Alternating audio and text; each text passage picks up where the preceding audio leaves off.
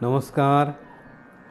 जुनं ते सोनं या सदरामध्ये आज मी आपल्यासमोर माझी कन्या नावाची एक फार पूर्वीची कविता, जी की अभ्यासक्रमाला होती आम्हाला 1900 नाही म्हटलं तरी 72-73 आणि 74-75 या काळामध्ये ती कविता आम्हाला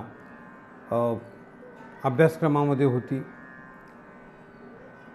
म्हणजे सलग 2 वर्ष नव्हती, पण एका वर्षाला होती आणि प्रत्येक वेळी ती कानावर पडायची. अत्यंत सुंदर सुमधुर अशा भाषेमध्ये ती कविता त्या काळातले विद्यार्थी काही म्हणायचे. पण ती 7च कडव्याची कविता होती. माझ्याकडे जे फुलांची ओंजळ नावाचं नारायण मुरलीधर गुप्ते यांचं काव्यसंग्रह आहे, याच्यामध्ये 25 कडव्याची ही कविता आहे आणि ती आपल्यासमोर मी आता सादरीकरण करणार आहे. विषय असा आहे की एका मुलीची आई लहानपणीच तिच्या वारलेली आहे. तिचा सांभाळ तिचे वडील करत आहेत, मात्र त्यांच्या घरची अत्यंत गरिबी आहे. साधारण परिस्थिती असल्यामुळे तिला साधारण कपडे असतात किंवा गळ्यामध्ये तिच्या काही दागदागिने नसतात आणि अशी ही मुलगी मात्र अत्यंत हुशार. तिला वडिलांच्या या परिस्थितीची जाण आहे. ती सगळ्या वर्गामध्ये अत्यंत हुशार आहे, निष्णात आहे आणि अशी ही मुलगी एकदा येत असताना तिच्याच वर्गातल्या जो 5-7 मुली ज्या आहेत, त्या मुलीपैकी एक मुलगी तिला म्हणाली, ही भिकारीण आली बघा. आणि ही भिकारीण असा शब्द म्हटल्यानंतर, कारण त्यांच्या गळ्यामध्ये एवढं मोठं दागदागिने होते, भारी भारीचे कपडे त्यांच्या अंगावर होते आणि हिचे मात्र साधारण कपडे असून ही लंकेची पार्वती होती आणि म्हणून तिला कोणतरी भिकारीण म्हणलं आणि तिला अत्यंत वाईट वाटलं. ती घरी आली रडत रडत आणि वडिलाच्या समोर ती रडू लागली. वडीलच तिची आई होती आणि वडीलच तिचे वडील होते आणि म्हणून ते तिची समजूत काढू लागले. या अशा भावनिक प्रसंगी अत्यंत सुंदर अशी समजूत त्यांनी काढलेली आहे ती शब्दातून.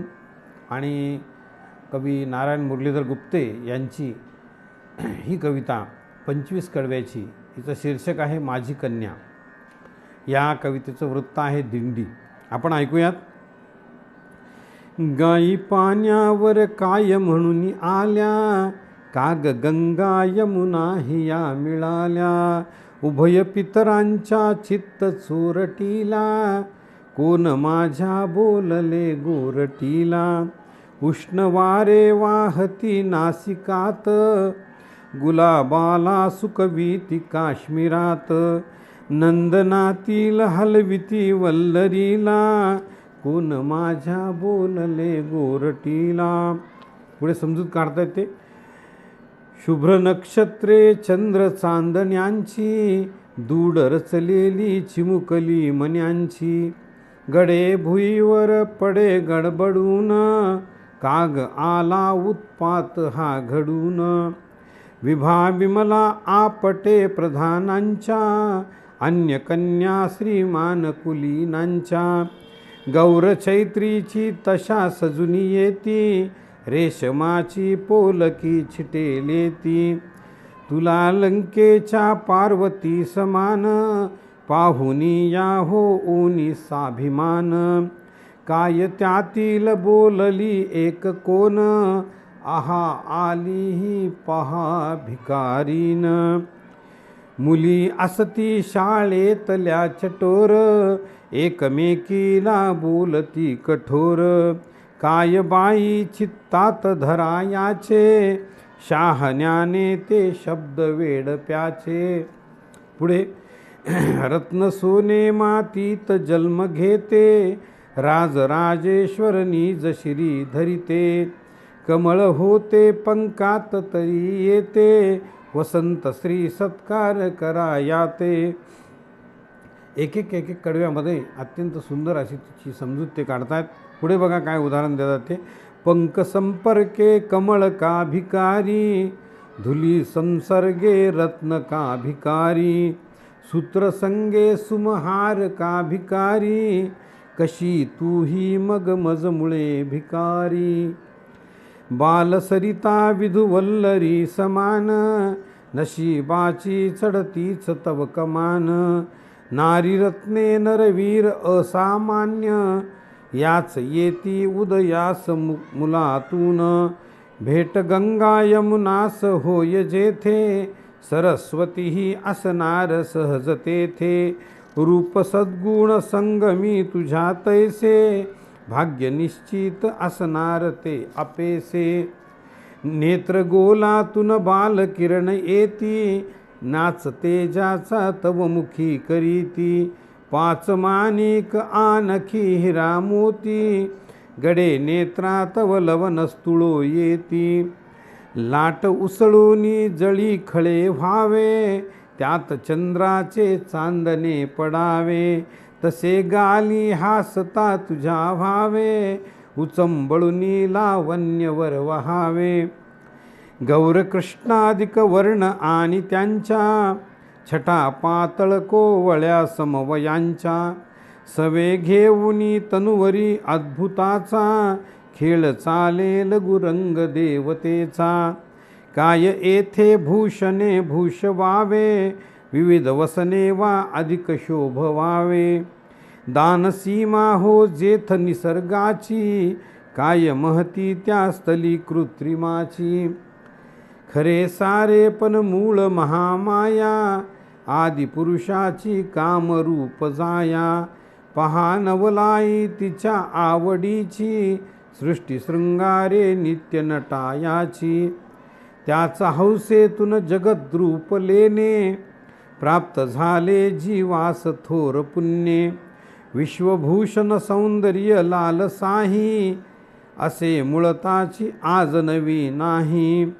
नारी मायेचे रूप हे प्रसिद्ध, सोस लेण्याचा त्यात जन्मसिद्ध.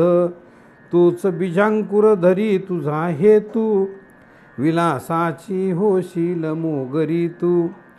तपस्सिद्धीचा समय तपस्व्याचा, भोग भाग्याचा कुणास भाग्याचा.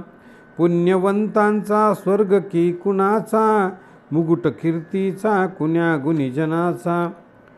यशश्रीवाही कुण्या महात्माची, धार कोण्या रणधीर कट्यारीची.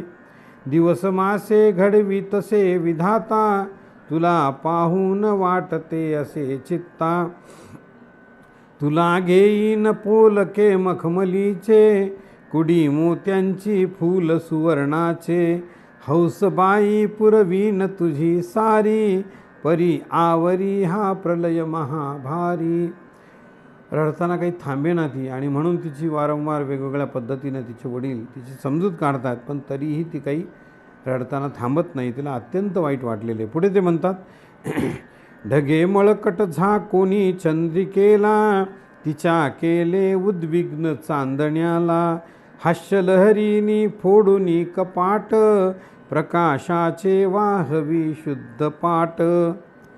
प्राण ज्यांच्यावर गुंतले सदाचे, कोड किंचित पुरविता नये त्याचे. तदा बापाचे हृदय कसे होते, नये वदता अनुभवी जाणीती ते. आणि या कडव्यामध्ये मात्र हे एवढं करून सुद्धा ती थांबत नाही रडायचं. तेव्हा वडिलाला अत्यंत वाईट वाटलं, आणि त्यांनी सांगितलं की मुलीच्या जर ह्या सगळ्या गोष्टी जर पुरवता येत नसतील आम्हाला, तर त्या बापाचं हृदय काय म्हणत असेल, अशा पद्धतीचं त्यांनी सांगितलं. आणि पुढे ते म्हणतात, माझ धनिकाचा पडे फिकासाचा, असा माझा अभिमान गरीबाचा. प्राप्त होता परी हे असे प्रसंग, हृदय होते हदरोनिया दुभंग.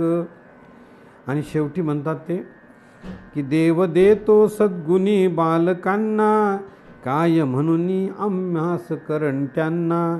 लांब त्यांच्या गावास जाऊनिया, गूढ घेतो हे त्यास पुसूनिया. आणि देवाच्या गावाला मी जाऊन देवाला विचारतो की ह्या इतक्या सुंदर, एवढ्या चांगल्या, एवढ्या सद्गुणी मुली माझ्यासारख्या करंट्याच्या पदरामध्ये का दिल्यात.